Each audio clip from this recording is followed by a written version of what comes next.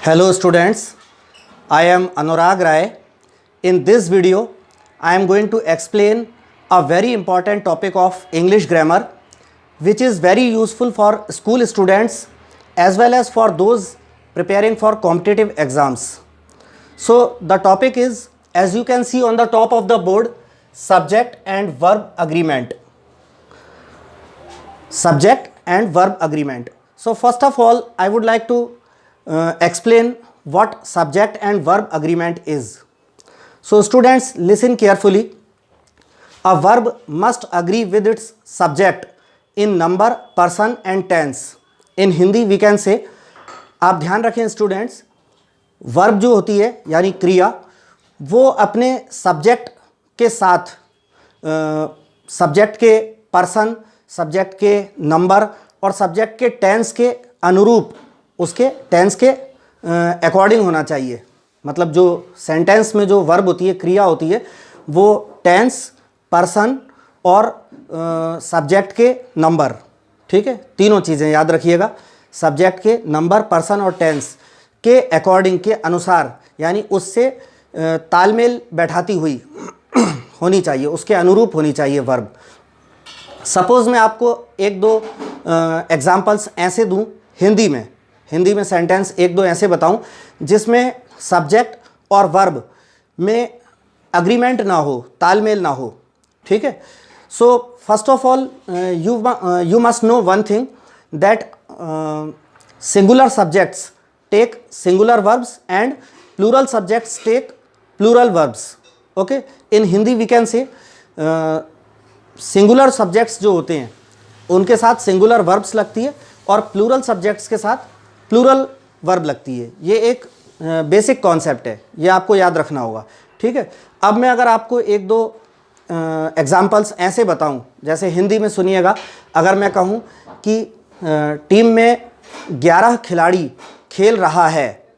अब देखा आपने कि टीम में 11 खिलाड़ी तो प्लूरल है और आगे मैं वर्ब कैसी बोल रहा हूं, रहा है. टीम में 11 खिलाड़ी खेल रहा है. तो क्या ऐसा सेंटेंस होता है? नहीं होता, ये गलत है. तो सही क्या होगा? टीम में 11 खिलाड़ी खेल रहे हैं. 11 खिलाड़ी जब सब्जेक्ट प्लूरल है तो रहे हैं, वर्ब भी प्लूरल आनी चाहिए, ठीक है. इसी तरह अगर मैं एक और गलत सेंटेंस बोलूं हिंदी में कि एक बच्चा सड़क पर जा रहे हैं. दोबारा से सुनिएगा, एक बच्चा सड़क पर जा रहे हैं, ठीक है. तो एक बच्चा है, जब सब्जेक्ट सिंगुलर है तो उसके साथ वर्ब हमने प्लूरल लगा दी. तो ये ऐसा होता है क्या सेंटेंस? नहीं होता. तो ये गलत है. तो सही क्या होना चाहिए? एक बच्चा सड़क पर जा रहा है, ठीक है. तो वर्ब जो है वो सब्जेक्ट के अनुसार होनी चाहिए, नंबर, पर्सन और टेंस तीनों चीज़ों में, ठीक है. I repeat the whole definition. A verb must agree with its subject in number, person and tense, ठीक है. तो हम ये टॉपिक कर रहे हैं सब्जेक्ट एंड वर्ब अग्रीमेंट, ठीक है. तो प्रत्येक वाक्य में सेंटेंस में वर्ब जो है उसके सब्जेक्ट के अकॉर्डिंग होना चाहिए, ठीक है. So there are some specific rules regarding subject and verb agreement. So I am going to explain these rules. Okay, so the first rule, as you can see on the board, I have written rule number 1, error of proximity. Error of proximity मतलब नज़दीकी या समीपता, निकटता, नज़दीकी या समीपता का दोष, ठीक है students. So often by what is called the error of proximity, the verb is made to agree with a noun near it instead of its proper subject. In Hindi we can say, समीपता की जो त्रुटि है, गलती है, उसके कारण अक्सर क्या होता है कि वर्ब को उसके पास की, निकट की मौजूद जो नाउन है उसके अनुसार बाय मिस्टेक रख दिया जाता है, बजाय उसके जो सही सब्जेक्ट है उसके बजाय, ठीक है. ये एरर ऑफ प्रॉक्सिमिटी.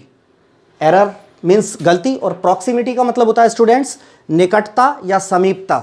तो अक्सर होता क्या है कि बाय मिस्टेक कुछ स्टूडेंट्स क्या करते हैं कि नाउन के, किसी नाउन या प्रोनाउन के निकट पास में मौजूद जो वर्ब होती है तो उस नाउन के अनुसार उस वर्ब को वो कर देते हैं, बजाय के ये सोचने के कि उस वर्ब का जो सब्जेक्ट है, प्रॉपर सब्जेक्ट है, वो क्या है।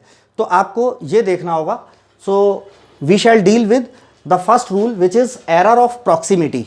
Okay, so let us have a look at the examples given here.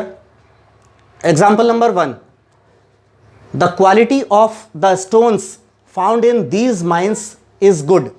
Okay, what I have written on the board, the quality of the stones found in these mines is good.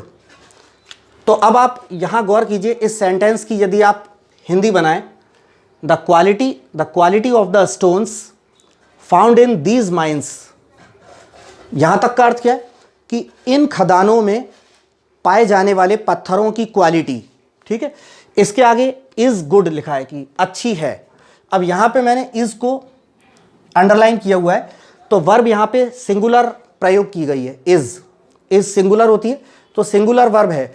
लेकिन आप ये मत सोचिएगा कि mines तो plural है, mines मतलब खदानें तो प्लूरल है, या फिर आप सोचें कि स्टोन्स पत्थर, स्टोन्स भी देखें तो आपको आप सोचेंगे कि स्टोन्स भी प्लूरल है, माइंस भी प्लूरल है।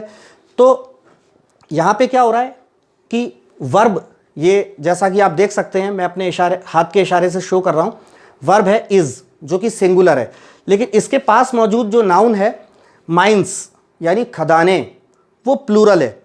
तो आप ये सोचकर कंफ्यूज मत होइएगा कि प्लूरल होने के माइंस जो है प्लूरल है तो इसके लिए प्लूरल वर्ब क्यों नहीं रखा, माइंस आर गुड क्यों नहीं किया। लेकिन ऐसा नहीं है स्टूडेंट्स, आप ये याद रखिए, ये जो वर्ब है सिंगुलर वर्ब इज़, ये यहाँ पर माइंस के लिए या स्टोन्स के लिए नहीं है। ये वर्ब किसके लिए, the quality which is singular. ये इज़ वर्ब जो दी हुई है वो इस सब्जेक्ट के लिए है, द क्वालिटी,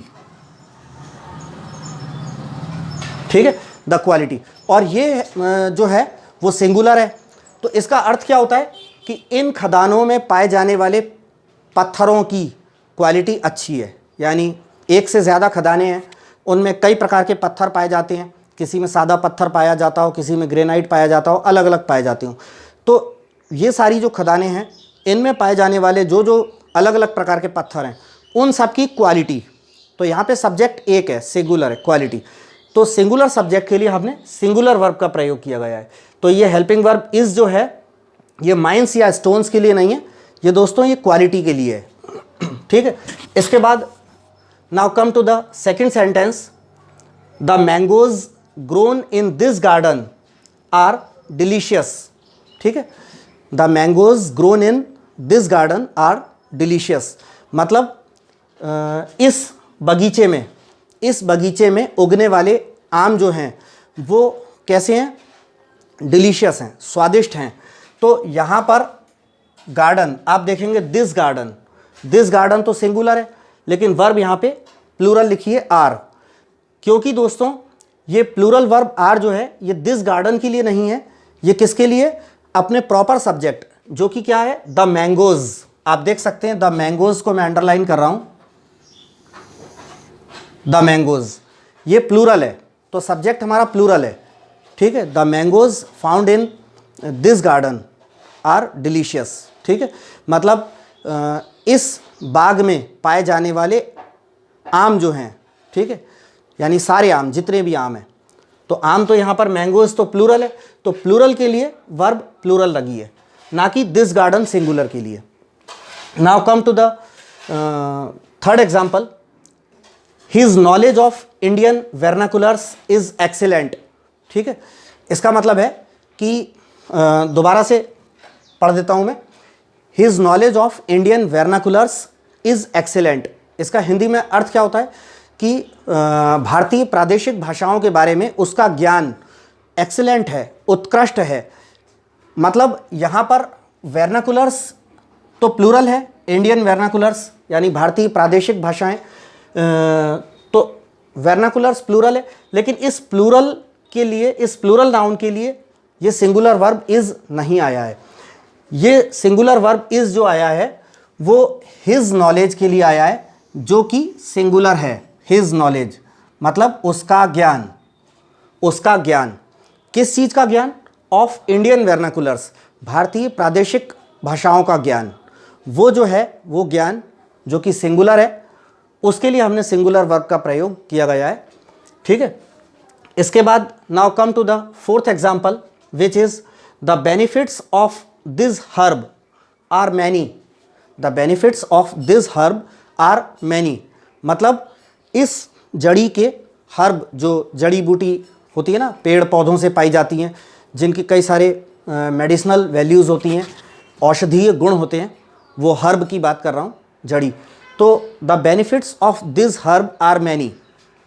तो यहाँ पे हर्ब सिंगुलर है, लेकिन आर जो है वो प्लूरल है। तो ये आर जो है ये सिंगुलर नाउन हर्ब के लिए नहीं है, बेनिफिट्स के लिए है। द बेनिफिट्स, बेनिफिट्स मतलब लाभ या फायदे। तो बेनिफिट्स एक से ज़्यादा हैं। कोई एक हर्ब है जिसके बेनिफिट्स जो हैं, फ़ायदे जो हैं, वो एक से ज़्यादा हैं, कि कई अलग अलग जगहों पे वो फ़ायदा देती है। तो फ़ायदे यानी द बेनिफिट्स, जो कि यहाँ पर सब्जेक्ट के रूप में आया है और प्लूरल सब्जेक्ट है।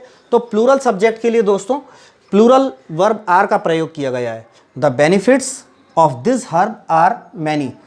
तो आप ये याद रखिएगा दोस्तों कि ये है एरर ऑफ प्रॉक्सिमिटी। ठीक है दोस्तों, error of proximity.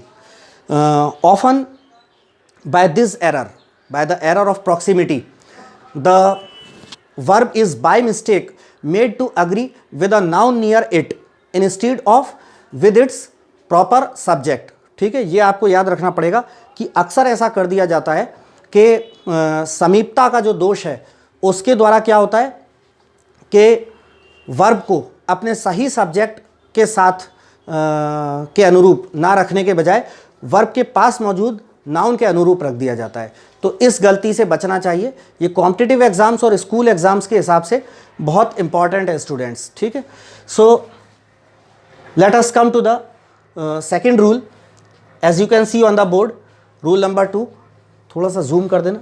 Rule number 2, I have written a structure SCN plus and plus SCN। Here SCN stands for singular countable noun, singular countable noun. तो दोस्तों अगर when 2 or more singular countable nouns are joined by the conjunction and, the verb will be plural। ठीक है, इन Hindi we can say जब दो singular nouns, दो या दो से अधिक सिंगुलर नाउन्स या सिंगुलर सब्जेक्ट्स कहें, उनको conjunction and, AND and conjunction के द्वारा जब जोड़ा जाता है तो फिर वर्ब प्लूरल हो जाती है। तो इसमें हम एग्जांपल्स देख सकते हैं। Number 1, iron and copper. Iron and copper are very useful metals. ठीक है students, what I have written on the board, I repeat the sentence, iron and copper are very useful metals. मतलब लोहा और तांबा बहुत ही उपयोगी धातु होते हैं। तो यहाँ पे दो सिंगुलर नाउन्स, आयरन और दूसरा है कॉपर, इन दोनों को एंड के द्वारा जोड़ा गया है। दो सिंगुलर नाउन्स को एंड के द्वारा जोड़ा गया है, तो सब्जेक्ट हमारा कैसा हो गया, प्लूरल हो गया है। तो प्लूरल सब्जेक्ट होने के कारण वर्ब भी प्लूरल आएगी। Iron and copper are very useful metals. ठीक है, now come to sentence number 2, fire and water do not agree. ठीक है, what I have written, fire and water do not agree मतलब आग और पानी का तालमेल नहीं होता। तो ये प्रेजेंट इंडेफिनिट टेंस का सेंटेंस है दोस्तों। तो प्रेजेंट इंडेफिनिट में क्या होता है, प्लूरल सब्जेक्ट्स के साथ डू का प्रयोग किया जाता है नेगेटिव सेंटेंसेस में और इंटेरोगेटिव सेंटेंसेस में। तो fire and water, fire singular है, वाटर सिंगुलर है, दोनों को कंजंक्शन एंड से जोड़ा जा रहा है। तो वर्ब जो है प्लूरल आई है, डू प्लूरल होती है और डज सिंगुलर होती है। ठीक है, तो ये सेंटेंस है, fire and water do not agree मतलब आग और पानी का तालमेल नहीं होता। Now come to the last example, example number 3, knowledge and wisdom have often no connection. What I have written, I repeat, knowledge and wisdom have often no connection मतलब ज्ञान और बुद्धि का अक्सर आपस में कोई नाता नहीं होता।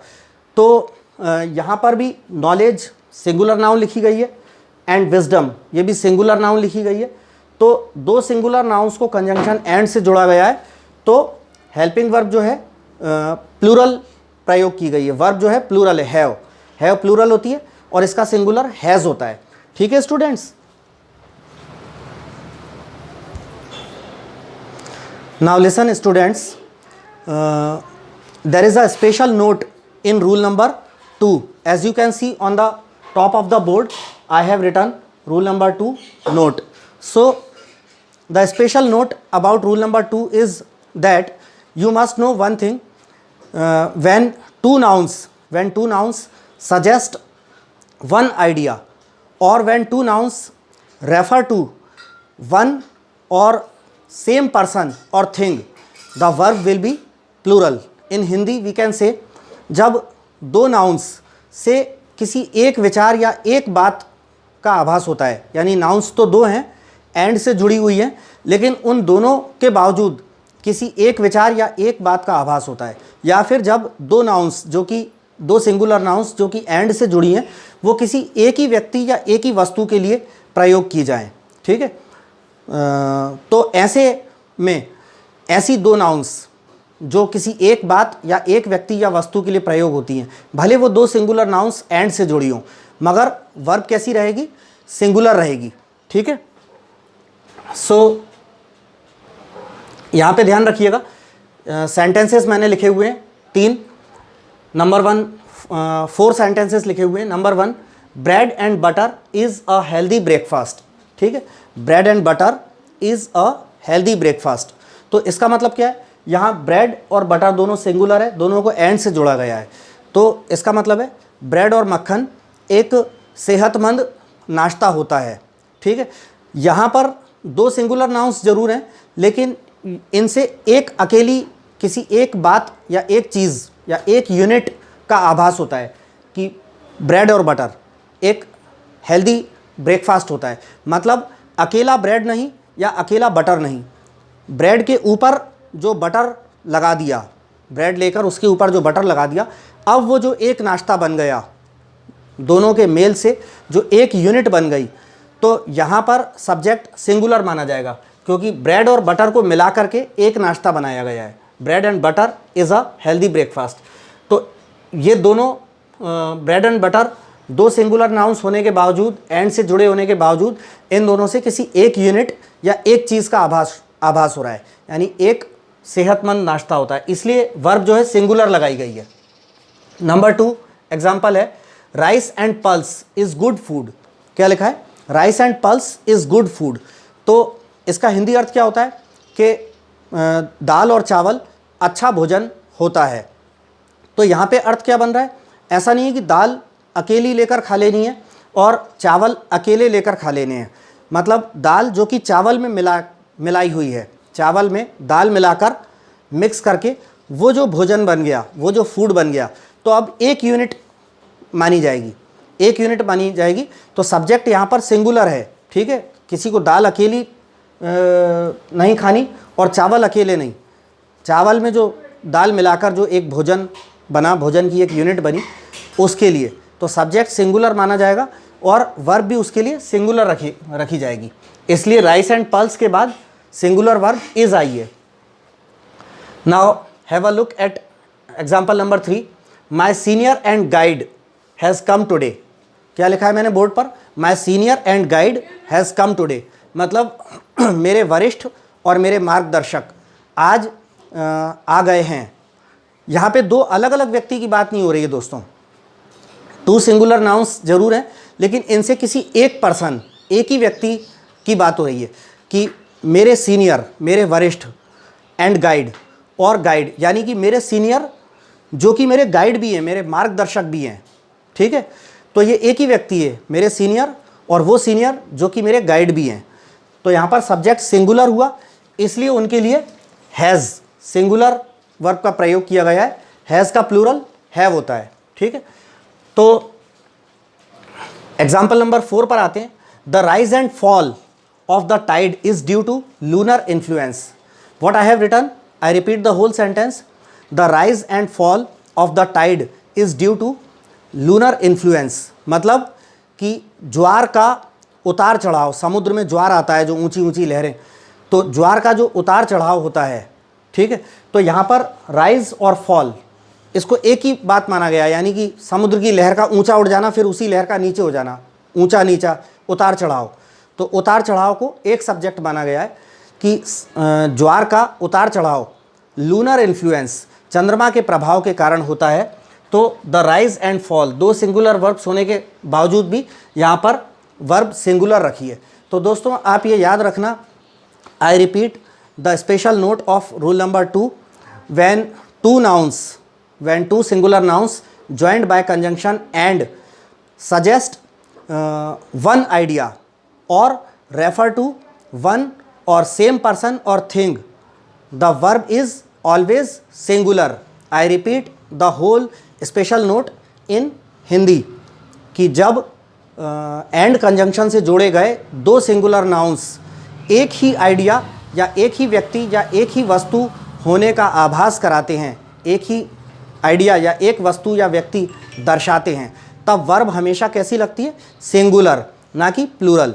सो स्टूडेंट्स, इससे आगे के जो रूल्स हैं वो I will explain them in my next video. So if you like my video, please subscribe my YouTube channel Anurag Rai English tutor. Thanks. Hello students, I am Anurag Rai. In this video, I am going to explain a very important topic of English grammar, which is subject and verb agreement. As you can see on the top of the board, I have written the heading subject and verb agreement. So first of all, you have to know what subject and verb agreement is. So remember one thing, a verb must agree with its subject in number, person and tense. In Hindi you can say sentence में जो verb होती है क्रिया, उसे number, person और tense में अपने subject के साथ तालमेल रखते हुए होना चाहिए। Dear students, in my previous video means subject and verb agreement part 1, in my previous video I have already explained two important rules of subject and verb agreement. Now in this video I am going to explain rule number 3, 4 and 5. So let us come to rule number 3. Now remember one thing, when we join some words to a singular subject by using the conjunctions with and as well as, the verb must be singular. In Hindi we can say, जब हम with और as well as इन दो conjunctions की मदद से कुछ शब्दों को किसी सिंगुलर सब्जेक्ट में जोड़ते हैं तो वर्ब कैसी होना चाहिए? सिंगुलर होना चाहिए। जैसे कि मैंने यहाँ पर लिखी हुई है, आप देख सकते हैं रूल नंबर 3 में मैंने लिखा है, एक स्ट्रक्चर लिखा है, singular subject plus with oblique लगा के as well as plus other subject, फिर एरो लगाकर क्या लिखा है? Singular verb. तो मतलब क्या है कि जब हम विद या एज वेल एज इन दो कंजंक्शंस में से किसी एक की मदद से कोई अन्य शब्द किसी सिंगुलर सब्जेक्ट में जोड़ते हैं तो फिर वर्ब कैसी होनी चाहिए? यहाँ पर लिखा है वर्ब सिंगुलर होना चाहिए। ठीक है students, so now let us have a look at examples given in this rule. So here are 5 examples worked out. Number 1 is the principal with his staff members are coming. So what I have written on the board, the principal with his staff members are coming. तो यहाँ पर गौर करें students कि the principal singular subject को हमने with conjunction की मदद से हिज स्टाफ मेंबर्स इससे जुड़ा है. हिज स्टाफ मेंबर्स जैसा कि आप देख सकते हैं प्लूरल है. ठीक है, तो यहाँ पर प्लूरल वर्ब आर कमिंग लिखा है आर, तो ये गलत है. तो यहाँ पर मैंने क्रॉस लगाया हुआ, आप देख सकते हैं कि ये गलत है. ठीक है, जब हम किसी या किन्हीं शब्दों को या किसी शब्द को विद या एज वेल एज कंजंक्शंस की मदद से सिंगुलर सब्जेक्ट में जोड़ते हैं तो वर्ब सिंगुलर होना चाहिए, ना कि प्लूरल. और यहाँ पर प्लूरल दी हुई है तो ये गलत है, इसके लिए मैंने इसको क्रॉस भी किया हुआ है.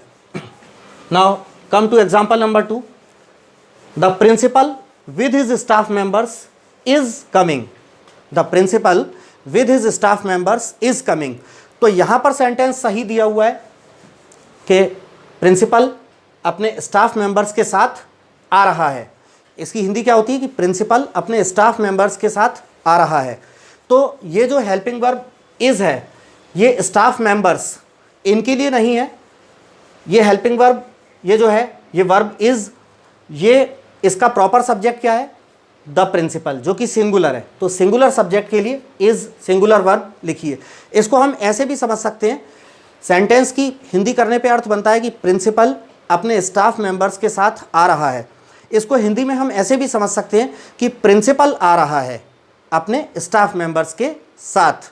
तो प्रिंसिपल आ रहा है अपने स्टाफ मेंबर्स के साथ, तो प्रिंसिपल सिंगुलर है तो आ रहा है। ठीक है, तो इसके बाद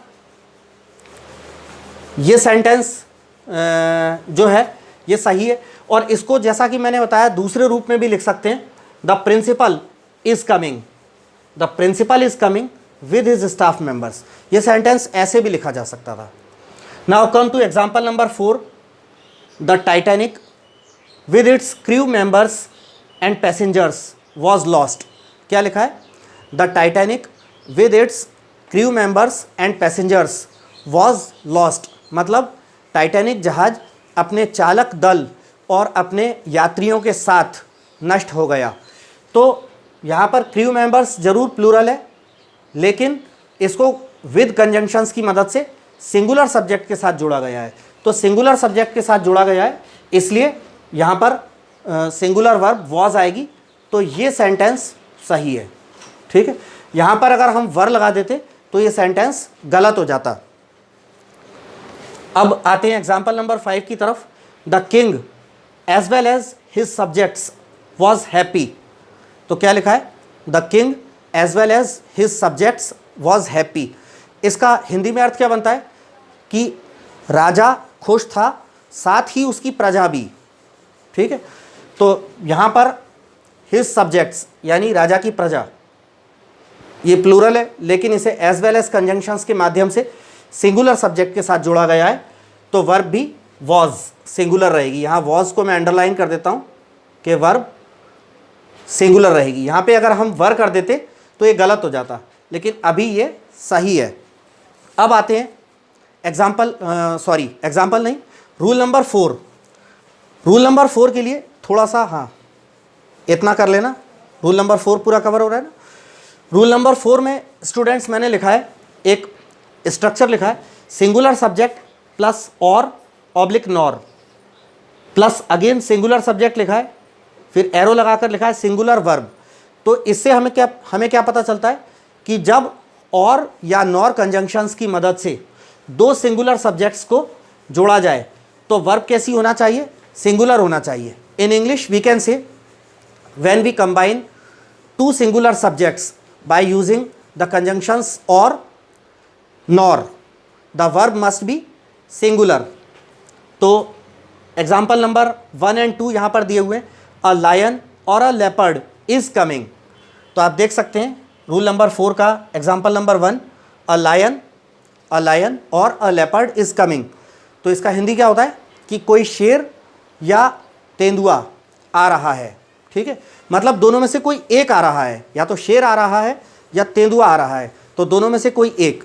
तो जब दो सिंगुलर सब्जेक्ट्स को और नॉर कंजंक्शंस की मदद से जोड़ा जाता है तो सब्जेक्ट जो है सिंगुलर माना जाता है, इसलिए वर्ब भी सिंगुलर लगती है। मतलब यहाँ पर क्या है कि शेर और तेंदुआ दोनों नहीं आ रहे हैं, या तो शेर आ रहा है या तेंदुआ आ रहा है।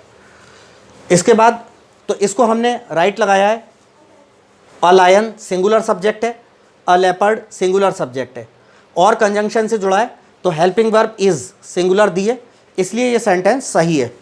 अब इसी सेंटेंस को अगर हम गलत में देखें, सेकंड नंबर में, अ लायन और अ लेपर्ड आर कमिंग। ठीक है, तो यहाँ पर हेल्पिंग वर्ब, ये वर्ब जो दी है, हेल्पिंग वर्ब और मेन वर्ब, हेल्पिंग वर्ब भी कभी कभी मेन वर्ब के रूप में मानी जाती है, यहाँ पर ये मेन वर्ब ही है। ठीक है, तो अ लायन और अ लेपर्ड आर कमिंग। तो इसका क्या अर्थ हो गया कि कोई शेर या तेंदुआ आ रहे हैं, तो ये गलत हो गया, क्योंकि दोनों में से कोई एक आ रहा है, या तो कोई शेर आ रहा है या कोई तेंदुआ आ रहा है। तो इसके अंदर रूल नंबर 4 के एग्जाम्पल नंबर 2 में मेन वर्ब आर जो हेल्पिंग वर्ब आर जो लिखी है ये गलत प्रयोग की गई है, तो इसे हमने क्रॉस करा हुआ है, ये गलत है। अब यहाँ पर एक नोट ध्यान रखिएगा students,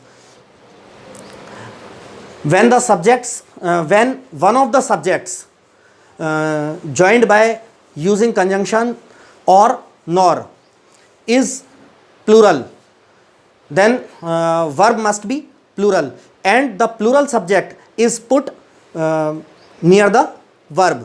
In Hindi we can say कि जब और या नॉर कंजंक्शंस से दो सब्जेक्ट्स को जोड़ा जाए और उन दोनों सब्जेक्ट्स में से कोई एक सब्जेक्ट प्लूरल हो, तब उस स्थिति में क्या होता है, प्लूरल वर्ब का प्रयोग किया जाता है और प्लूरल सब्जेक्ट को उस प्लूरल वर्ब के पास रखा जाता है। तो यहाँ पर आप देख सकते हैं एग्जाम्पल नंबर 3 में नोट के एग्जाम्पल नंबर 3 में ही और हिज फैमिली मेंबर्स, तो यहाँ पर ही तो सिंगुलर है लेकिन और के साथ हिज फैमिली मेंबर्स, तो हिज फैमिली मेंबर्स प्लूरल है, हैव डन दिस, ही और his family members have done this. इसका मतलब है कि उसने या उसके परिवार के सदस्यों ने यह किया है, तो यहाँ पे हैव दिया है, ये हैव जो है ये हमारा प्लूरल आया है, ठीक है। तो ये सेंटेंस हमारा सही है, लेकिन इसी सेंटेंस को अगर हम ऐसे करते, एग्जाम्पल नंबर 4 में जो दिया है हिज फैमिली मेंबर्स और ही हैज़ डन दिस, तो ये गलत हो जाता क्योंकि ही सिंगुलर है और ही को हिज फैमिली मेंबर्स और ही हैज़ डन दिस। तो इन दोनों में से क्या हो रहा है स्टूडेंट्स, ही सिंगुलर है लेकिन ये हिज फैमिली मेंबर्स ये प्लूरल है, ठीक है, और से जोड़ा गया है इनको, दोनों में से एक ही तो सिंगुलर है लेकिन हिज फैमिली मेंबर्स प्लूरल है, तो वर्ब हमारी प्लूरल आना चाहिए थी और उस प्लूरल वर्ब के बिल्कुल पास प्लूरल सब्जेक्ट को रखना चाहिए था, जैसा कि हमने एग्जाम्पल नंबर 3 में किया था। तो ये 4 जो एग्जाम्पल नंबर 4 है इस टाइप से भी नहीं हो सकता। और एग्जाम्पल नंबर 5 को देखें, हिज फैमिली मेंबर्स और ही हैव डन दिस, तो ये भी गलत तरीके से लिखा गया है क्योंकि ही के बाद प्लूरल आया है हैव, ठीक है। तो हैव से तुरंत पहले हिज फैमिली मेंबर्स को आना चाहिए था, ही को आगे जाना चाहिए था, जैसा कि एग्जाम्पल नंबर 3 में देख सकते हैं। तो एग्जाम्पल नंबर 3 जो है सबसे ज़्यादा सही एग्जाम्पल है और ये दोनों गलत हैं। इसके बाद now come to rule number 5। So the rule number 5 is, here I have written a structure on the board, subject plus or oblique nor plus subject plus verb. आप यहाँ देख सकते हैं सब्जेक्ट के नीचे मैंने ब्रैकेट में लिखा है पर्सन, फर्स्ट सेकंड थर्ड, मतलब ये कोई सा भी पर्सन हो सकता है, और यहाँ सब्जेक्ट ये कोई सा भी पर्सन है। फिर यहाँ पीछे आप देख सकते हैं कि ये सब्जेक्ट और वर्ब, इनको मैंने एक ब्रैकेट में बंद किया है जिसके एरो, एक ऐसा ब्रैकेट है जो एरो सब्जेक्ट को पॉइंट कर रहा है और यहाँ वर्ब को पॉइंट कर रहा है। तो you have to remember one thing, when subjects joined by the conjunction or nor are different persons, then the verb must agree with its nearest subject. In Hindi we can say जब और या nor conjunction से जोड़े गए दो subjects जो हैं वो अलग अलग पर्सन्स हों, तब वर्ब कैसी रहती है, वर्ब अपने निकटतम सब्जेक्ट के अनुसार रहती है। तो यहाँ पर एग्जाम्पल्स में आप देख सकते हैं, नंबर 1, यू और ही इज़ गिल्टी, तो यहाँ पर और से हमने यू और ही को जोड़ा है, तो ये दोनों अलग अलग पर्सन है। यू जो है सेकंड पर्सन होता है, ही थर्ड पर्सन होता है और ही सिंगुलर है। तो यहाँ पर लिखा है यू और ही इज़ गिल्टी, तो वर्ब जो है इज़, ये वर्ब जो है, वर्ब कैसी रहेगी, अपने नियरेस्ट सब्जेक्ट, वर्ब का जो नियरेस्ट सब्जेक्ट है वो ही है, ना कि यू। तो इस वर्ब के जो सबसे पास जो सब्जेक्ट मौजूद है वो ही है, यू नहीं। तो ये वर्ब यहाँ पे ही के अनुसार आएगी, ही के अनुसार इज आएगी, यू के अनुसार आर नहीं आ सकती, ठीक है, तो यू और ही इज गिल्टी, तो यहां सेंटेंस को राइट लगाया गया, ये सही है। तो इसी सेंटेंस को अगर आप ऐसे लिखना चाहते, इस सब्जेक्ट ही को उठाकर आगे कर देते और यू को यहां कर देते, अगर यू और ही और यू, सेकंड नंबर पे देखिए, ही और यू इज गिल्टी, तो ऐसा नहीं हो सकता, क्योंकि वर्ब जो है ऐसी कंडीशन में, जब मैंने आपको बताया कि और या नॉर कंजंक्शंस से दो सब्जेक्ट्स जो जोड़े गए हैं वो अलग अलग पर्सन्स अगर होते हैं, तो ऐसी कंडीशन में वर्ब अपने निकटतम सब्जेक्ट के अनुसार रहती है। तो यहाँ पे इज जो वर्ब है वो अपने निकटतम सब्जेक्ट यू के अनुसार होना चाहिए थी, तो यहाँ पे इज है, तो यू के लिए इज नहीं होता, यू के लिए आर आता है। तो इसको अगर हम इस की जगह आर कर देते, ही और यू आर गिल्टी, तो सही हो सकता था, ठीक है, लेकिन ये हेल्प इज जो है वो यू के अनुसार नहीं है, इसलिए इसको क्रॉस लगाया गया, ये गलत है। थर्ड एग्जाम्पल को देखिए, शी और दे आर हैप्पी, शी और दे आर हैप्पी, तो ये शी और दे पर्सन्स तो एक ही हैं, शी और दे दोनों ही थर्ड पर्सन होते हैं, लेकिन इनका नंबर अलग अलग है। शी सिंगुलर नंबर में है और दे जो है प्लूरल नंबर में है, तो शी के साथ इज आता है, दे के साथ आर आता है, तो यहाँ वर्ब कैसी रहेगी, अपने निकटतम सब्जेक्ट दे के अनुसार, तो दे के लिए आर लगता है, तो ये सेंटेंस हमारा सही है।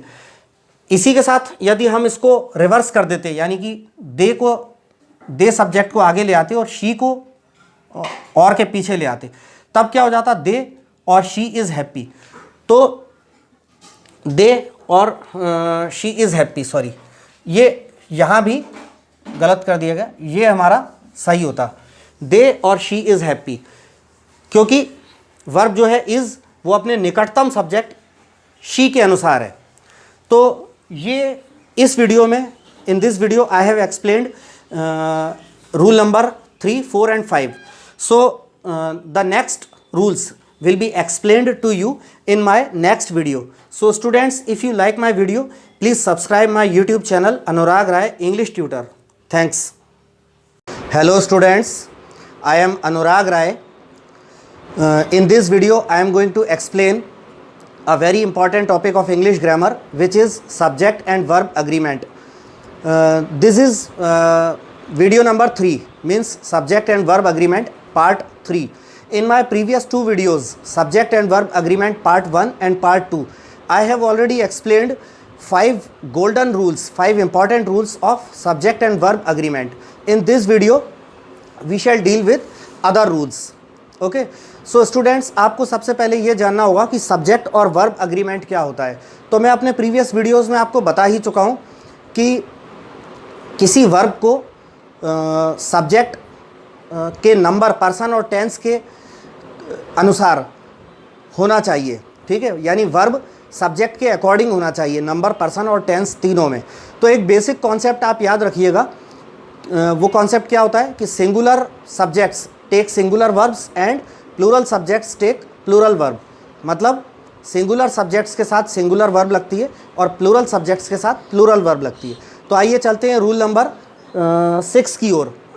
तो जैसा कि आप देख सकते हैं, मैंने ऊपर लिखा है, ये पेयर में आने वाले कंजंक्शंस हैं, जोड़ीदार कंजंक्शंस हैं, आइदर और, neither nor, not only but also. तो स्टूडेंट्स आप याद रखिएगा, जब इन कंजंक्शंस की मदद से, आइदर और, neither nor, not only but also, in conjunctions की मदद से दो सिंगुलर सब्जेक्ट्स को जोड़ा जाए, तो वर्ब हमारी कैसी होनी चाहिए, हमेशा सिंगुलर होना चाहिए। जैसे कि एग्जाम्पल नंबर 1 में है, आइदर आस्था और Aniket has made this painting, मतलब कि या तो आस्था ने या अनिकेत ने इस पेंटिंग को बनाया है, ठीक है। तो यहाँ पे हैज़ सिंगुलर है, क्योंकि सब्जेक्ट आप देख सकते हैं कि आस्था और अनिकेत, आइदर आस्था और अनिकेत, तो दो नाम जरूर दिए हैं, लेकिन दोनों ने नहीं बनाया पेंटिंग को, आस्था और अनिकेत दोनों ने नहीं बनाया, किसी एक ने। इस सेंटेंस का हिंदी अर्थ क्या होता है कि या तो आस्था ने या अनिकेत ने इस पेंटिंग को बनाया है। तो सब्जेक्ट चूंकि सिंगुलर है, इसलिए सिंगुलर वर्ब हैज़ का प्रयोग किया गया है, ठीक है। इसके बाद अब आप ये याद रखिएगा, यदि इन्हीं कंजंक्शंस को से प्लूरल नाउन्स को जोड़ा जाए या प्लूरल सब्जेक्ट्स को जोड़ा जाए, तो फिर वर्ब हमारी कैसी होती है, प्लूरल होती है। जैसे यहाँ पे आप देख सकते हैं नाइदर बॉयज़ नॉर गर्ल्स, तो बॉयज़ भी प्लूरल है और ये गर्ल्स भी प्लूरल है। तो इन्हीं ऊपर वाले 3 जोड़ीदार कंजंक्शन से यदि प्लूरल सब्जेक्ट्स को जोड़ा जाए तो फिर वर्ब कैसी लगती है? प्लूरल लगती है। तो ये सेंटेंस क्या है? Neither boys nor girls have participated, मतलब ना तो लड़कों ने ना ही लड़कियों ने भाग लिया है, पार्टिसिपेट किया है। इसके बाद फिर एक रूल आता है। ये तो दोस्तों ये हुआ कि यदि इन जोड़ीदार कंजंक्शन से 2 सिंगुलर सब्जेक्ट्स को जोड़ा जाए तो वर्ब सिंगुलर लगती है। दूसरी बात सेकंड सेंटेंस में हमने क्या देखी कि यदि इन कंजंक्शन से 2 प्लूरल सब्जेक्ट्स को जोड़ा जाए तो वर्ब प्लूरल लगती है। तीसरी बात अब ये आती है कि यदि इन्हीं कंजंक्शन से 2 सब्जेक्ट्स को जोड़ा जाए लेकिन एक सिंगुलर हो एक प्लूरल हो, तब उस स्थिति में क्या किया जाता है? तो आप हमेशा याद रखना, if 2 subjects are joined by these conjunctions as shown above and one of the 2 subjects is plural, ठीक है, then what will we do? The verb must agree with its nearest subject। तो आपको याद रखना होगा कि ऐसी कंडीशन जैसा कि एग्जाम्पल नंबर 3 में आ रहा है कि नॉट ओनली द कैप्टन, अब यहाँ पर सब्जेक्ट जो है कैप्टन वो सिंगुलर है, not only the captain but also the crew members, तो ये प्लूरल है। तो जब ऐसी कंडीशन हो जाए कि एक सब्जेक्ट सिंगुलर हो एक प्लूरल हो, इन कंजंक्शन से जोड़ा गया, तो फिर वर्ब कैसी होना चाहिए कि वर्ब अपने निकटतम सब्जेक्ट के अनुसार होनी चाहिए। तो यहाँ पर हमने वर को लिया है, वर प्लूरल होता है क्योंकि वर का जो निकटतम सब्जेक्ट है वो है द क्रू मेंबर्स, जो कि प्लूरल है, ठीक है। तो ये वर्ब कैप्टन के अनुसार नहीं लगेगी, द क्रू मेंबर्स के अनुसार लगेगी वर्ब, क्योंकि उसका निकटतम सब्जेक्ट प्लूरल है। तो इस सेंटेंस का हिंदी में अर्थ क्या होता है? Not only the captain but also the crew members were frightened. What I have written on the board, I repeat the sentence, not only the captain but also the crew members were frightened. मतलब हिंदी में क्या होता है कि ना सिर्फ कप्तान बल्कि चालक दल के सदस्य भी भयभीत थे। तो इसी सेंटेंस को अगर हम इस तरीके से दूसरे तरीके से देखें, not only the crew members, अब हमने द क्रू मेंबर्स, ये प्लूरल सब्जेक्ट आगे है और बट ऑल्सो के बाद द कैप्टन, सिंगुलर सब्जेक्ट पीछे है। तो इस कंडीशन में एग्जाम्पल नंबर 4 में क्या करेंगे? हमने क्या किया है कि वॉज को लिया है, क्योंकि वही रूल लागू होता है कि इन कंजंक्शन से 2 सब्जेक्ट्स जोड़े जाएं, एक सिंगुलर हो एक प्लूरल हो, तो फिर वर्ब को अपने निकटतम सब्जेक्ट के अनुसार रखते हैं। तो यहाँ पर हमने वॉज इसलिए लिया है क्योंकि वॉज का जो निकटतम सब्जेक्ट है वो है द कैप्टन और द कैप्टन सिंगुलर है। तो अब एग्जाम्पल नंबर 4 में क्या लिखा है? Not only the crew members but also the captain was trying hard to save the passengers. What I have written on the board, I repeat the whole sentence. Not only the crew members but also the captain was trying hard to save the passengers. मतलब ना सिर्फ चालक दल के सदस्य बल्कि कप्तान भी यात्रियों को बचाने के लिए कठिन परिश्रम कर रहा था। तो ये हमारा रूल नंबर 6 हुआ। इसके बाद आते हैं रूल नंबर 7 पर। रूल नंबर 7 को पूरा कवर कर लेना, हो गया कवर। रूल नंबर 7 में आप देखिए, मैंने यहाँ पर कुछ इंडेफिनेट प्रोनाउंस लिखे हुए हैं। तो ये ऐसे इंडेफिनेट प्रोनाउंस लिखे हैं जो कि सिंगुलर होते हैं और इनके साथ सिंगुलर वर्ब लगती है। तो वो कौन से इंडेफिनेट प्रोनाउंस हैं? Either, neither, each, every, one, someone, somebody, anyone, anybody, no one, nobody, everyone, everybody, another, the other, much, little, less. तो ये वो इंडेफिनेट प्रोनाउंस होते हैं जिनके साथ हमेशा सिंगुलर वर्ब लगती है। आप देख सकते हैं रूल नंबर 7 में जो कंजंक्शंस लिखे ये सिंगुलर होते हैं और इनके साथ हमेशा सिंगुलर वर्ब लगती है। तो एग्जांपल्स में देखते हैं हम। नंबर 1 लिखा है, neither of the 2 boys is fit. क्या लिखा है, neither of the two boys is fit. इसका हिंदी में अर्थ क्या होता है कि दोनों में से कोई भी लड़का फिट नहीं है। ठीक है, तो आप इससे कंफ्यूज मत होना कि बॉयज़ प्लूरल है, बॉयज़ प्लूरल है, इसलिए हमको यहाँ पर प्लूरल वर्ब लगाना चाहिए था। ये जो हेल्पिंग वर्ब, ये जो वर्ब है इज़, ये बॉयज़ के लिए नहीं है, इसमें सब्जेक्ट क्या है, नाइदर, और ये सिंगुलर होता है, तो नाइदर के लिए ये हमारा वर्ब लगी है। Of the two boys, of the two boys जो है ये प्रीपोजिशनल फ्रेज़ है, प्रीपोजिशनल फ्रेज़ है। सब्जेक्ट हमारा नाइदर है जो कि सिंगुलर है, इस वजह से वर्ब सिंगुलर रखी है। सेकंड सेंटेंस देखें, one of my dear friends is coming today, one of my dear friends is coming today. तो इस सेंटेंस में भी दोस्तों हमने वर्ब सिंगुलर रखी है, लेकिन आप ये कंफ्यूज मत होना कि यहाँ पर सब्जेक्ट आपको पता होना चाहिए कि सब्जेक्ट है वन, और ये जो लिखा है यहाँ से ऑफ द डियर फ्रेंड्स, ये ऑफ माई डियर फ्रेंड्स, ये क्या है, प्रीपोजिशनल फ्रेज़ है, और वन हमारा सब्जेक्ट है जो कि सिंगुलर है, इसकी वजह से वर्ब सिंगुलर आई है इज़। तो सेंटेंस क्या लिखा हुआ है, पूरा सेंटेंस क्या है, one of my dear friends is coming. इसका मतलब है कि मेरे प्रिय मित्रों में से एक आ रहा है। तो आप को सब्जेक्ट को गौर करके देखना है कि सब्जेक्ट कैसा है, सिंगुलर है कि प्लूरल है। तो इसमें ऐसा नहीं है कि मेरे दोस्त आ रहे हैं, मेरे कई सारे दोस्त आ रहे हैं, ऐसा नहीं है। इस सेंटेंस का अर्थ क्या है, इसका सब्जेक्ट का भाव क्या निकलता है कि मेरे जो दोस्त हैं उन दोस्तों में से कोई एक, मेरे दोस्तों में से एक आ रहा है, सारे दोस्त नहीं आ रहे हैं, दोस्तों में से एक आ रहा है। तो सब्जेक्ट हमारा वन है, और ऑफ माई डियर फ्रेंड्स ये प्रीपोजिशनल फ्रेज़ है, तो सब्जेक्ट वन सिंगुलर है, इसकी वजह से वर्ब भी हमारी सिंगुलर आई है। थर्ड एग्जाम्पल को हम देखते हैं, someone has stolen my bag, मतलब किसी ने मेरा बैग चुरा लिया है। तो समवन भी सिंगुलर होता है, इसके लिए वर्ब भी हैज़ भी यहाँ पर हेल्पिंग वर्ब के रूप में सिंगुलर आई है, इसका हैज़ का प्लूरल है होता है। इसके बाद आगे देखते हैं, एवरी पर्सन, एवरी, ये एवरी भी हमारा सिंगुलर होता है। और यहाँ पर आपको एक और बात बता दूँ, ईच और एवरी ये जो हैं इंडेफिनेट प्रोनाउंस होने के साथ साथ एडजेक्टिव्स भी होते हैं। तो एडजेक्टिव्स का मतलब क्या है कि ये नाउन के पहले भी रखे जाते हैं। तो यहाँ पर एवरी पर्सन, ये पर्सन के पहले एवरी को रखा है। Every person wants to earn money, मतलब हर व्यक्ति पैसा कमाना चाहता है। तो आपको पता होना चाहिए दोस्तों कि ये एग्ज़ाम रूल नंबर 7 का एग्जाम्पल नंबर 4 प्रेजेंट इंडेफिनेट का है। प्रेजेंट इंडेफिनेट में जब सब्जेक्ट सिंगुलर होता है तो वर्ब में एस या ई एस लगता है। ठीक है, इसके बाद एग्जाम्पल नंबर 5 पे आते हैं, इज़ एनीवन कॉलिंग मी, यहाँ पर क्वेश्चन मार्क भी आ जाएगा क्योंकि इंटेरोगेटिव सेंटेंस है।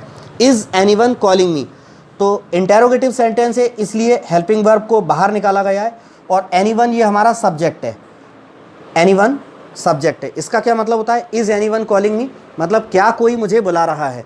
तो कोई, ये एनीवन सब्जेक्ट है और सिंगुलर है, इसकी वजह से सिंगुलर हेल्पिंग वर्ब को लिया गया है। ठीक, तो इसके बाद हम आते हैं रूल नंबर 8 पर। रूल नंबर 8 में मैंने यहाँ पर कुछ और इंडेफिनेट प्रोनाउंस लिखे हैं, ऐसे इंडेफिनेट प्रोनाउंस लिखे हैं जो हमेशा प्लूरल होते हैं। ठीक है, both, few, many, others, several. So these are the indefinite pronouns that are always plural and take plural verb. ठीक है, तो ये प्लूरल इंडेफिनेट प्रोनाउंस होते हैं और इनके साथ वर्ब भी प्लूरल लगती है। जैसे कि एग्जांपल नंबर 1 में है, अदर्स आर नॉट इंटरेस्टेड। तो आप देखें, अदर्स को अंडरलाइन किया है कि ये प्लूरल है, इसके साथ आर प्लूरल लिया गया है। अदर्स आर नॉट इंटरेस्टेड माने अन्य लोग इंटरेस्टेड नहीं हैं। सेकेंड एग्जाम्पल में लिखा है, do you know Karna and Arjun both were brothers. तो बोथ ये प्लूरल है और वर्ब इसके साथ प्लूरल वर्ब को लिया गया है, मतलब क्या तुम कर्ण और अर्जुन को जानते हो, दोनों भाई थे। थर्ड एग्जाम्पल है, many have lost their lives for India's freedom. I repeat the sentence, many have lost their lives for India's freedom, मतलब बहुतों ने भारत की आज़ादी के लिए अपने प्राणों का बलिदान दिया है। यहाँ पर एक बात आप याद रखिएगा कि मैनी तो प्लूरल होता है, लेकिन यदि मैनी के बाद आर्टिकल अ आ जाए, मैनी अ, तो फिर क्या होता है, उसके बाद सिंगुलर नाउन लगती है और सिंगुलर वर्ब लगती है। ठीक है, यहाँ पर सब्जेक्ट के बजाय मैं नाउन लिख देता हूँ, सिंगुलर नाउन। तो कभी भी आपको मैनी अ लिखा मिले तो मैनी अ के बाद सिंगुलर नाउन लगती है और वर्ब भी सिंगुलर लगती है। जैसे many a man has passed this exam, many a man has passed this exam. तो मैनी अ के बाद सिंगुलर नाउन और सिंगुलर सब्जेक्ट आती है। इसके बाद आते हैं रूल नंबर 9 पर।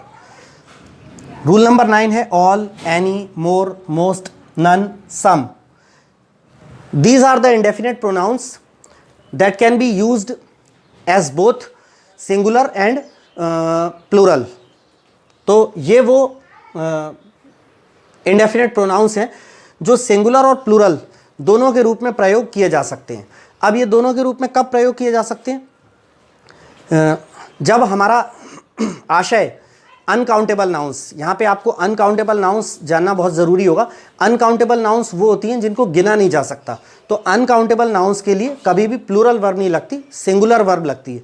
तो ये वो शब्द हैं all, any, more, most, none, सम, जो अनकाउंटेबल नाउंस के लिए भी प्रयोग किए जाते हैं। तो जब ये अनकाउंटेबल नाउंस के लिए प्रयोग किए जाएंगे तब वर्ब कैसी लगेगी? सिंगुलर। और जब ये शब्द प्लूरल नाउंस के लिए प्रयोग किए जाएंगे तब वर्ब कैसी लगेगी? प्लूरल। तो एग्जाम्पल नंबर 1 में है all have come back home, all have come back home. तो इसका मतलब है कि सारे लोग घर वापस आ गए हैं। तो यहाँ पर ऑल जो है वो प्लूरल नाउन के संदर्भ में प्रयोग की जा रही है। सारे लोग घर वापस आ गए, इसलिए हैव का प्रयोग प्लूरल वर्ब लगी है। अब सेकंड एग्जाम्पल में है all is well, all is well मतलब सब कुछ अच्छा है। यहाँ पर ऑल जो है अनकाउंटेबल नाउन के सेंस में प्रयोग की जा रही है कि सब कुछ अच्छा है, इसलिए अनकाउंटेबल नाउन के रूप में प्रयोग की जा रही है। तो वर्ब हमारी सिंगुलर लगेगी। अगला थर्ड एग्जाम्पल है some butter is needed for this dish.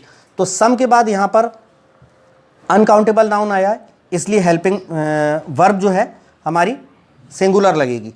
और फोर्थ एग्जाम्पल में लिखा है सम बर्ड्स आर फ्लाइंग, मतलब कुछ पक्षी उड़ रहे हैं। तो सम जो है यहाँ पर सम के बाद प्लूरल आ रहा है, प्लूरल नाउन आ रहा है, इसलिए वर्ब भी प्लूरल लगेगी। तो ये स्टूडेंट्स आज इस वीडियो में मैंने आपको रूल नंबर 6, 7, 8, 9 एक्सप्लेन किए। इससे आगे के रूल्स मैं आपको अपने नेक्स्ट वीडियो में एक्सप्लेन करूंगा। तो if you like my video please subscribe my YouTube channel Anurag Rai English tutor. Thanks. Hello students, I am Anurag Rai. In my previous 3 videos, subject and verb agreement part 1, part 2 and part 3, I have already explained 9 golden rules of subject and verb agreement. In this video, I am going to explain rule number 10, 11, 12 and 13 of subject and verb agreement.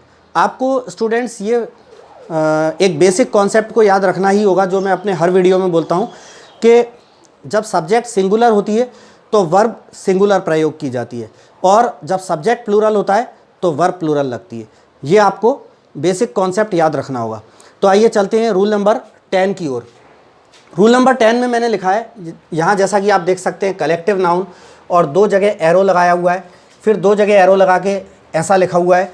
तो ये आपको समझना पड़ेगा। When a collective noun is considered as one whole we use singular verb, but when a collective noun is thought of as individuals, the verb is used in plural. तो हिंदी में आपको बता दूं कि कलेक्टिव नाउन, आपको students पता होना चाहिए कि कलेक्टिव नाउन क्या है। कलेक्टिव नाउन जैसे police, army, team, band, cattle, committee, ये ज्यूरी, ऑडियंस, क्राउड, ये कलेक्टिव नाउन है। कलेक्टिव नाउन का मतलब कोई एक व्यक्ति से नहीं होता, कलेक्शन ऑफ पीपल और थिंग्स, ठीक है, कई लोगों से मिलकर बना हुआ समूह, ये कलेक्टिव नाउन होता है। तो जब कलेक्टिव नाउन को पूरे एक यूनिट के रूप में, पूरे एक समग्र होल के रूप में जब माना जाता है तो उसके साथ वर्ब कैसी लगती है? सिंगुलर। और जब कलेक्टिव नाउन जिन लोगों के समूह से मिलकर बनी हुई है, उन लोगों को इंडिविजुअल एक एक व्यक्ति के रूप में अलग अलग देखा जाए जब कलेक्टिव नाउन को, तब फिर वर्ब हम कैसी प्रयोग करते हैं, प्लूरल।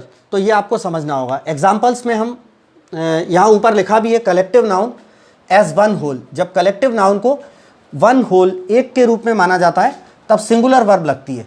और लिखा है कलेक्टिव नाउन, नीचे एरो देख सकते हैं आप, एज इंडिविजुअल्स। यदि कलेक्टिव नाउन को एक एक व्यक्ति के रूप में अलग अलग देखा जाए तो फिर प्लूरल वर्ब लगती है। जैसे कि एग्जाम्पल नंबर 1 में है the committee has issued its report. क्या लिखा है, the committee has issued its report. Hindi क्या होती है, समिति ने अपनी रिपोर्ट जारी कर दी है। तो समिति यानी कमेटी, ये एक पूरी की पूरी कमेटी है, एक समिति है, उसने किसी विषय पर अपनी रिपोर्ट बनाई है और वो रिपोर्ट जारी कर दी है। तो यहाँ पर कमेटी को एक होल के रूप में, संपूर्ण कमेटी को होल के रूप में देखा जाता है, इसलिए यहाँ पर हैज़ सिंगुलर वर्ब आई है। लेकिन एग्जाम्पल नंबर 2 अगर हम देखें, the committee are divided on several points. The committee are divided on several points, इसका मतलब है कि समिति कई सारे बिंदुओं पर, कई सारी बातों पर बटी हुई है। इसका मतलब है कि समिति में जो सदस्यगण हैं, लोग बाग हैं, समिति में जितने भी सदस्य हैं, वो कुछ अलग अलग पॉइंट्स पर, बातों पर बटे हुए हैं कि किसी एक की विचारधारा कुछ है, किसी एक की विचारधारा कुछ और है।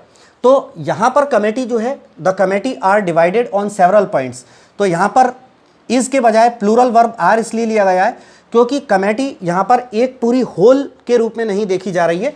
यहाँ पर किसके रूप में देखी जा रही है, ये एक नीचे एरो का निशान लगा है, the members of the committee, यानी कमेटी के जो, समिति के जो सदस्य हैं उनके रूप में देखा जा रहा है कि सदस्य लोग जो हैं, उसके कई सारे सदस्य हैं, वो अलग अलग विषयों पर आपस में उनमें मतभेद है, बटे हुए हैं। तो जब कलेक्टिव नाउन को एक समग्र के रूप में देखा जाएगा तो वर्ब सिंगुलर लगेगी, और अगर कलेक्टिव नाउन का विभाजन करके उसमें मौजूद लोगों को अलग अलग के रूप में देखा जाएगा तो वर्ब प्लूरल लगेगी। एग्जाम्पल नंबर 3 में है the crowd is increasing. The crowd is increasing का मतलब है कि भीड़ बढ़ रही है। तो भीड़ को यहाँ पे एक होल के रूप में देखा जाएगा कि कहीं पर भीड़ है, क्राउड है, तो पूरी की पूरी जो भीड़ है धीरे धीरे बढ़ रही है, तो होल के रूप में देखा जाएगा, इसलिए यहाँ पर इज़ सिंगुलर वर्ब लगाए। एग्जाम्पल नंबर 4 में है the majority rules most of the time. The majority rules most of the time, इसका मतलब क्या होता है कि जो बहुसंख्यक लोग हैं, बहुसंख्यक ज़्यादातर समय राज करते हैं। ठीक है, तो यहाँ पर हमने यहाँ भी मेजॉरिटी जो है, मेजॉरिटी माने बहुसंख्यक, यानी कुछ लोगों की ज़्यादा संख्या जो है, बहुसंख्यक, तो इसको भी हमने एज अ होल, इस कलेक्टिव नाउन को भी समग्र के रूप में देखा है, इसलिए वर्ब में एस लगा है। प्रेजेंट इंडेफिनिट टेंस में सिंगुलर सब्जेक्ट होने पर वर्ब में एस लगता है। 5वें एग्जाम्पल में देखें, द ऑडियंस आर क्लैपिंग। यहाँ पर हमने लिख दिया द ऑडियंस आर क्लैपिंग, मतलब दर्शक लोग ताली बजा रहे हैं। इसमें ऑडियंस से मतलब क्या है, people in the audience. Audience means the people in the audience, यानी दर्शकों में या श्रोताओं में जो लोग बाग हैं वो तालियां बजा रहे हैं। तो अलग अलग इंडिविजुअल के रूप में माना जा रहा है कि ऑडियंस जो है उसमें जो अलग अलग लोग बाग हैं वो सब ताली बजा रहे हैं। तो इसको यहाँ पर ऑडियंस को, श्रोताओं को इंडिविजुअल के रूप में माना जा रहा है, एक होल के रूप में नहीं माना जा रहा, इसलिए यहाँ पर वर्ब कैसी लगी है, प्लूरल वर्ब आर का प्रयोग किया गया है। Because audience here means people in the audience. ठीक है, now come to rule number 11। Rule number 11 में आप देख सकते हैं, थोड़ा सा क्लियर दिखाई दे रहा है। हाँ, रूल नंबर 11 में आप देख सकते हैं, मैंने लिखा है प्लूरल नाउन, फिर आगे लिखा है proper name for single object, फिर एरो लगाकर नीचे लिखा है सिंगुलर वर्ब। इसको मैं अंडरलाइन कर देता हूँ, सिंगुलर वर्ब। तो आप स्टूडेंट्स याद रखिएगा, when plural nouns, when a plural noun is a proper name of a single object or a collective unit, the verb is always singular. ठीक है, इन हिंदी वी कैन से जब कोई प्लूरल नाउन किसी एक अकेली वस्तु का नाम हो या फिर कोई एक कलेक्टिव, एक सामूहिक यूनिट हो, तब वो सिंगुलर नाउन होने के बावजूद भी उसके साथ सॉरी प्लूरल नाउन होने के बावजूद भी उसके साथ वर्ब कैसी लगेगी, सिंगुलर, क्योंकि नाउन तो प्लूरल है, वो भले वो प्लूरल है लेकिन प्लूरल नाउन होने के बावजूद भी वो किसी सिंगल यूनिट या किसी सिंगल ऑब्जेक्ट का प्रॉपर नेम है या फिर किसी कलेक्टिव यूनिट का प्रॉपर नेम है, इसलिए वो प्लूरल होने के बावजूद भी उसके साथ वर्ब सिंगुलर लगेगी। जैसे यहाँ एग्जाम्पल नंबर 11 में एग्जाम्पल नंबर 1 में हम देख सकते हैं कि मैंने लिखा है Gulliver's Travels was written by Jonathan Swift. तो यहाँ पर आप देख सकते हैं कि एग्जाम्पल क्या है सामने आपके, Gulliver's Travels was written by Jonathan Swift. ठीक है, I repeat the whole sentence, Gulliver's Travels was written by Jonathan Swift. तो गुलिवर की यात्राएं, ये यहाँ पर हमारा नाउन तो जो है गुलिवर्स ट्रेवल्स, ये नाउन तो प्लूरल है लेकिन ये किसी एक प्रॉपर ऑब्जेक्ट का नाम है। गुलिवर्स ट्रेवल्स नाम की एक बुक है, तो भले नेम जो है यहाँ पर नाउन प्लूरल है, गुलिवर की यात्राएं, गुलिवर्स ट्रेवल्स यानी गुलिवर की यात्राएं, तो ये भले प्लूरल है लेकिन ये एक बुक का नाम है, किसी एक प्रॉपर बुक का नाम है, इसलिए इसके साथ वर्ब सिंगुलर प्रयोग की गई है was. Gulliver's Travels was written by Jonathan Swift, मतलब गुलिवर की यात्राएं, ये किताब जॉनथन स्विफ्ट के द्वारा लिखी गई। इसके बाद सेकंड आते हैं, the Arabian Nights is an interesting book. तो मैं सेंटेंस रिपीट कर दूं, बोर्ड पर आप देख सकते हैं, the Arabian Nights is an interesting book. ठीक है, तो अरेबियन नाइट्स, यहाँ भी जो है नाउन आपका प्लूरल है, अरेबियन नाइट्स ये प्लूरल है लेकिन ये किसी एक प्रॉपर ऑब्जेक्ट का नाम है, एक ठीक है, एक किताब का नाम है। तो अरेबियन नाइट्स एक इंटरेस्टिंग बुक है, इसलिए यहाँ पर भी इज़ हेल्पिंग वर्ब जो है हमारी वर्ब जो है सिंगुलर ली गई है। एग्जाम्पल नंबर 3 पे देखें अपन, the United States is a very big country. तो एग्जाम्पल क्या लिखा है, the United States is a very big country. तो द यूनाइटेड स्टेट्स ये हमारा ज़रूर प्लूरल है लेकिन ये किसी एक प्रॉपर सिंगल ऑब्जेक्ट को रेफ़र करता है, यानी कि किसी एक देश का नाम है। तो यूनाइटेड स्टेट्स एक बहुत बड़ी कंट्री है, बहुत बड़ा देश है, इसलिए हमने सिंगुलर हेल्पिंग वर्ब को लिया है। So students, let us come to rule number 12. So when plural nouns denote a specific quantity or amount which is considered as a whole, the verb is always singular. I repeat the rule, please listen to me carefully. When plural nouns denote some specific amount or quantity which is considered as one whole, the verb is always singular. In Hindi we can say, जब plural nouns किसी ऐसी निर्दिष्ट या किसी ऐसी विशेष संख्या या मात्रा की ओर इशारा करती हो जिसको कि पूरे एक के रूप में, एक यूनिट के रूप में देखा जाए, मतलब ऐसी कोई निश्चित संख्या या निश्चित मात्रा जिसे एक यूनिट के रूप में देखा जाए, ऐसा होने पर प्लूरल नाउन होने के बावजूद भी वर्ब हमेशा सिंगुलर रहती है। तो एग्जाम्पल नंबर 1 में हम देखते हैं, जैसा लिखा हुआ है यहाँ पर, 15 minutes is allowed to each participant. What I have written on the board, 15 minutes is allowed to each participant. इसका मतलब क्या होता है कि 15 मिनट प्रत्येक प्रतिभागी को निर्धारित किया जाता है, यानी भाग लेने वाले हर एक पार्टिसिपेंट को 15 मिनट दिया जाता है। इसका मतलब है कि 15 मिनट्स तो यहाँ पर प्लूरल है, 15 मिनट्स, लेकिन हमने वर्ब यहाँ पर इज सिंगुलर लगाई है, क्योंकि यहाँ 15 मिनट्स का मतलब क्या है, द ड्यूरेशन ऑफ 15 मिनट्स, यानी 15 मिनट की जो अवधि है। तो 15 मिनट्स प्लूरल है लेकिन 15 मिनट्स को यहाँ पर एक स्पेसिफिक क्वांटिटी के रूप में डिनोट किया जा रहा है कि 15 मिनट का जो ड्यूरेशन है, 15 मिनट की जो अवधि है, वो अवधि हर एक पार्टिसिपेंट को दी जाती है। सेकेंड एग्जाम्पल है, 8 kilometres is not a walking distance. तो 8 किलोमीटर्स हमारा प्लूरल नाउन है लेकिन वर्ब हमने सिंगुलर प्रयोग की है। तो सेंटेंस क्या लिखा है, 8 kilometres is not a walking distance. इसका मतलब क्या है कि 8 किलोमीटर जो है वो वॉकिंग डिस्टेंस, पैदल चलने वाली दूरी नहीं होती। 8 किलोमीटर्स का मतलब है कि the distance of 8 kilometres, 8 kilometre की जो दूरी है वो दूरी पैदल चलने लायक नहीं होती। तो ये 8 किलोमीटर की एक दूरी मानी गई है कि एक दूरी है 8 किलोमीटर की, वो पैदल चलने लायक नहीं होती। तो सिंगल यूनिट के रूप में माना गया है, इसलिए वर्ब सिंगुलर लगी है। एग्जाम्पल नंबर 3 देखें, 5 lakh rupees is a large सम। तो 5 लाख रुपीज़ यहाँ प्लूरल जरूर है, लेकिन वर्ब सिंगुलर लगाइए, is. 5 lakh rupees is a large सम, कि 5 लाख रुपए एक बड़ी रकम होती है। इसका मतलब 5 लाख रुपए तो प्लूरल है, लेकिन 5 लाख रुपए से मिलकर जो एक रकम बनी है, एक अमाउंट जो एक सम बना है, एक रकम बनी है, वो रकम बड़ी होती है। तो एक यूनिट माना गया है, इसलिए सिंगुलर वर्ब लगी है। Now students come to rule number 13। यहाँ पर मैंने लिखा है nouns plural in form but singular in meaning, फिर यहाँ नीचे एरो लगाकर लिखा है सिंगुलर वर्ब। तो रूल क्या है, when plural nouns that are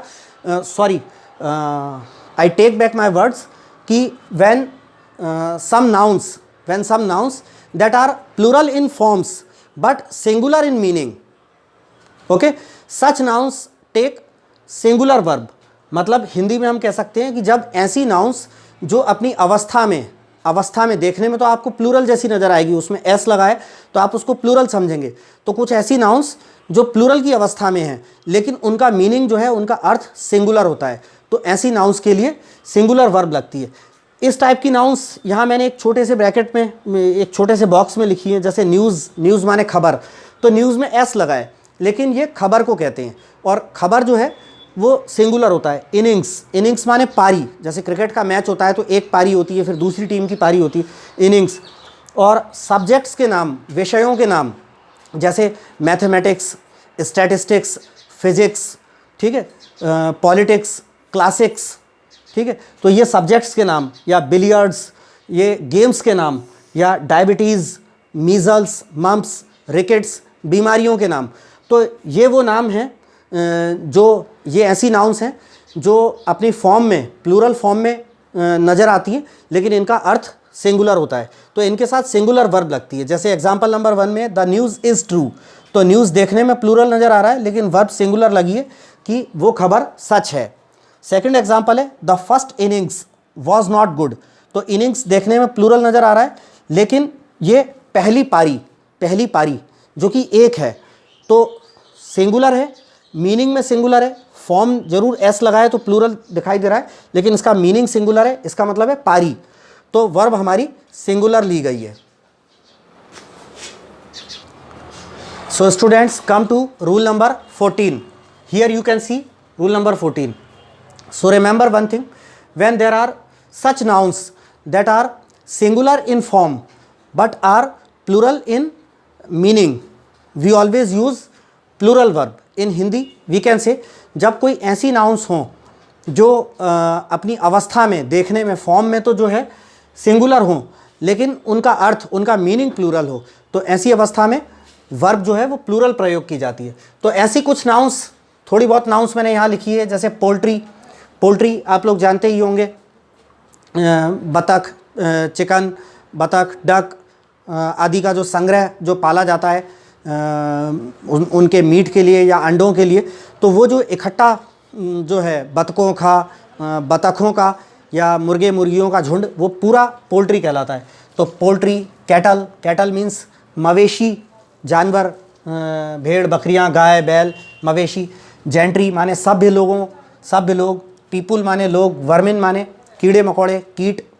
तो ये देखने में तो सिंगुलर नज़र आती हैं, ये अपने फॉर्म में तो सिंगुलर है, लेकिन प्लूरल अर्थ होता है इनका, ठीक है। So these are the nouns that are singular in form but plural in meaning, ठीक है। When such nouns are used in a sentence the verb is always plural, ठीक है। एग्जाम्पल में हम देखते हैं, एग्जाम्पल नंबर 1 में लिखा गया है these cattle are mine.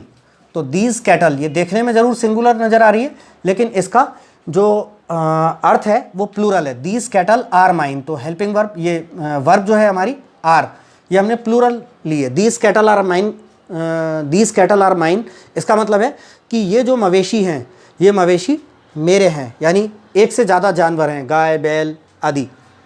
Second example है, there are few gentry in this town, there are few gentry in this town, मतलब इस कस्बे में, इस टाउन में बहुत ही कम, ना के बराबर सभ्य लोग बाग हैं। ठीक है, तो ये वो नाउन्स हैं, देखने में तो आपको सिंगुलर नज़र आती हैं लेकिन इनका मीनिंग प्लूरल होता है और वर्ब प्लूरल लगती है इनके लिए। इसके बाद now come to rule number 15। ठीक है, when our sentence begins with here or there, we don't use verb according to here or there, but we use the verb according to its proper subject or object. ठीक है, इन Hindi we can say जब here या there से sentence शुरू होता है तो verb जो है वो हियर या देयर के लिए नहीं लगती, बल्कि वर्ब कैसी प्रयोग की जानी चाहिए, जो उसका प्रॉपर सब्जेक्ट हो या ऑब्जेक्ट हो उसके अकॉर्डिंग वर्ब प्रयोग की जाती है, ना कि हियर और देयर के लिए वर्ब प्रयोग की जाती है। तो एग्जाम्पल नंबर 1 और 2 में मैंने देयर का प्रयोग किया है और एग्जाम्पल नंबर 3 और 4 में हियर का प्रयोग किया है। तो आप देख सकते हैं, there is a snake in the garden, तो क्या लिखा है बोर्ड पर, there is a snake in the garden, मतलब बगीचे में एक सांप है। तो ये देयर जो है, ये इज़ जो है वर्ब, ये देयर के लिए नहीं आई है।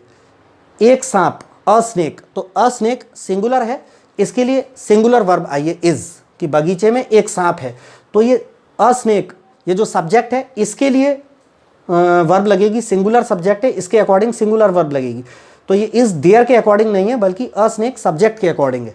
सेकंड एग्जांपल देखते हैं अपन, there are several questions in my mind, there are several questions in my mind, तो मेरे मन में कई सारे प्रश्न हैं। तो ये वर्ब जो है आर, ये सेवरल क्वेश्चंस जो सब्जेक्ट है इसके अकॉर्डिंग लगी है, चूंकि सब्जेक्ट हमारा प्लूरल है तो वर्ब प्लूरल लगी है। देयर के हिसाब से आर नहीं लगी, बल्कि सेवरल क्वेश्चंस, ये जो सब्जेक्ट है इसके अकॉर्डिंग लगी है आर। अब एग्जाम्पल नंबर 3 में अपन देख सकते हैं, here is a big problem, मतलब यहाँ एक बड़ी समस्या है। तो अ बिग प्रॉब्लम ये सब्जेक्ट है और ये सिंगुलर है, इसलिए सिंगुलर सब्जेक्ट के लिए सिंगुलर वर्ब लगी है। ये इज़ जो है अ बिग प्रॉब्लम सब्जेक्ट के लिए है, ना कि हियर के लिए। एग्जाम्पल नंबर 4 में देखिए अपन, here are the books you had lost, क्या लिखा है मैंने एग्जाम्पल बोर्ड पर, I repeat the sentence, here are the books you had lost, मतलब ये वो किताबें हैं जो तुमसे खो गई थी। तो द बुक्स, यहाँ पर ये ऑब्जेक्ट है, क्योंकि सब्जेक्ट तो यू है, सब्जेक्ट तो यू है, तो द बुक्स, तो द बुक्स यहाँ पर ऑब्जेक्ट है और प्लूरल है, इसलिए प्लूरल के लिए प्लूरल वर्ब आर ली गई है। तो हियर के लिए आर नहीं है, बल्कि द बुक्स जो कि प्लूरल है इसके लिए आर ली गई है। So students, these are the 15 golden rules, 15 most important rules of a very important topic of English grammar, which is known as subject and verb agreement. So these are the golden rules that I have explained to you in my 4 videos. So students, if you have not subscribed my YouTube channel, please subscribe my YouTube channel Anurag Rai English Tutor for learning English at free of cost at home. Thanks.